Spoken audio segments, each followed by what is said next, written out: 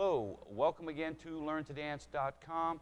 My name is Anderson Moore, and in this lesson I'm going to teach you about the line of dance, about some basic alignments that we need to use to help our ballroom dances, waltzes, tango, foxtrot, quickstep, Viennese waltz, to help all of these dances move efficiently and gracefully around the room. I have some lines on the floor here for you just to help visualize some things here. This line going that way is representing what we call the line of dance. So if I were here moving down the floor this way, I'm moving down the line of dance. If I were moving backwards this way or even forward in this direction on this end of the room, I would be moving against the line of dance. This line you can see represents our ways to the inside and to the outside. So this is representing what we call center. It's taking us into the center of the room. This line is representing what we call wall. It's taking us toward the wall. So if you imagine the track like at school, it's moving counterclockwise around the room. So when I'm on this side of the track, that is my line of dance. That is my center, and that is my wall. If I move and I'm on this end of the floor coming back around, then this becomes my wall, my line of dance. That is against the line of dance. To my left, that's now my center, and to my right, that's now my wall. Typically, wall is always going to be to your right unless you're moving against the line of dance. Now, another unique thing about our dance floors is we're always going to have two long walls and two short walls. The short walls are exactly the same as the long walls, just shorter versions.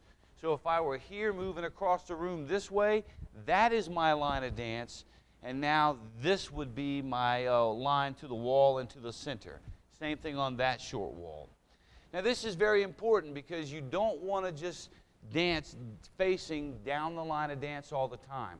A great example is a foxtrot variation or the foxtrot itself. Most people, when they come straight out of dance class, you can tell they dance foxtrot, they go slow, slow, quick, quick, slow, slow, quick, quick, slow, slow, quick, quick. Foxtrot is an odd dance because just that basic step you're somewhat limited, but it's very boring. To do 3 slow, slow, quick, quicks in a row, all going just straight forward, is very one-dimensional. It's not very effective. If I change so that I do not set up on the line of dance, let's say I set up an eighth of a turn to the right, now that's what we call diagonal wall. The diagonal lines come off of your center points. So here, if you see, I'm facing the line of dance. If I take an eighth of a turn to my right, I'm facing diagonal wall. If I take another eighth of a turn to my right, now I'm facing wall. If I take another eighth of a turn to my right, now I'm facing diagonal wall against the line of dance. It's against the line of dance because I'd be moving that way. Another eighth of a turn brings me to against the line of dance.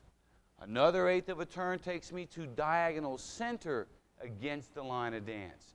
Another eighth of a turn brings me to the center. Another eighth of a turn takes me to diagonal center. And then another eighth of a turn has brought me back to the line of dance. This is important if you're studying for a professional exam or a medal test and you need to know your alignments and your amounts of turn. This is a necessity. You're going to have to understand these points of reference for your alignments. Anyway, to avoid just being the wind-up dummy that just came out of dance class, knows how to go slow, slow, quick, quick in a straight line, if I adjust my thoughts and dance on the diagonals. So instead of facing line of dance, I'm going to face diagonal to the wall.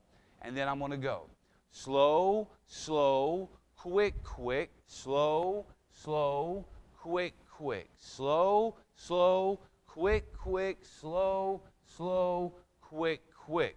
So obviously you can see how far down the room I have progressed, but I never faced the line of dance.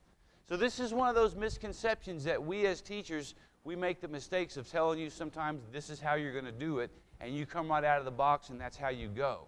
So in the beginning you'll learn the foxtrot, you'll learn to go slow, slow, quick, quick, slow. Slow, slow, quick, quick in a straight line. That's all just to get your feet coordinated and to get your rhythm in touch. The soon as you can start rotating that, the better. Tango is another dance that comes out exactly the same way. The tango basic step you all know is slow, slow, quick, quick, slow. But if I do 2 slow, slow, quick, quicks in a row, you see I'm just going to keep progressing down the line this way. So this is another dance that you want to, as quickly as possible, gain some additional variations so you can change your alignments. So if you did the tango and you went slow, slow, quick, quick, slow. Notice now I'm facing diagonal center. So that means I can go quick, quick, slow, quick, quick, slow, quick, quick, slow. So again, I just progress down the room by using what we call a reverse turn in that particular instance.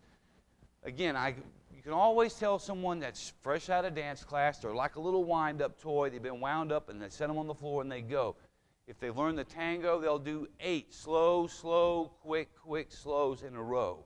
Slow, slow, quick, quick, slow. So you can imagine this is just the third one. So by the time I get to the 7th or the 8th one of these, it's pretty boring, especially since that's all I've done, just progressing over and over and over and over. So we want to adjust that and become as flexible as you can be. And this will make you much, much easier to dance with, much more enjoyable to dance with, and make it easier for you to navigate around the room.